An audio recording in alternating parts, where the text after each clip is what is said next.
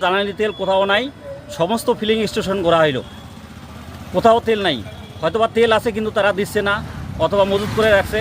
এটা সরকারের আমি দৃষ্টি আকর্ষণ করছি কর্তৃপক্ষের যে এই ব্যবস্থা নেওয়ার জন্য। আমি 60টা ফিলিং স্টেশন করলাম, মহেন্দ্রনগর, লালমনিরহাট, হাড়িভাঙ্গা এবং মোস্তফির হাট, এদিকে হচ্ছে সাপটিবাড়ি রোডে কোথাও তেল পাচ্ছি না। তেল যতক্ষণ শেষ হয়ে যায় তখন তো করার কিছু নেই।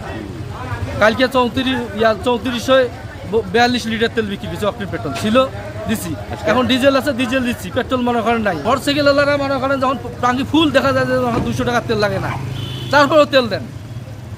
এটা মনে করেন আপনার প্রশাসন এখানে যদি থাকে, অর্ধেক করে যারা ফুল নেবে অর্ধেক করে মনে করেন তেলটা আপনার যদি করা যায়, বাই করে নেওয়া যায়, তাহলে সব কিছু ঠিক সমাধান হয়ে যাবে ইনশাল্লাহ। কেউ মনে পায় না, কেউ আবার মনে টাঙ্কি ফুল করে দিতেই হবে। আমাদের দৈনিক তেল লাগতেছে হলো 10,000 লিটার ডিজেল, আর অক্টেন লাগতেছে 1000 লিটার, পেট্রোল লাগতেছে 1500 লিটার দৈনিক। আর গভর্নমেন্ট আমাদের 3-4 দিন পর পর আমাকে দিচ্ছে 3000 লিটার হলো অক্টেন, এক সপ্তাহ পর পর।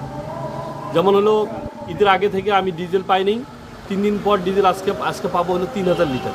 কিন্তু আমার 3000 লিটার আমার হলো লালমনিরহাটে যে আমাদের গাড়িগুলো যে আছে, যে ঢাকামুখী যে গাড়িগুলো যাবে, তাতে আমার হলো আজকেই মনে হয় 6 থেকে 10,000 লিটার লাগবে আজকেই। গতকাল আমরা সম্পূর্ণ সারাদিনে তেল দিয়েছি, এখন তেল সরকার দিচ্ছে সামান্য।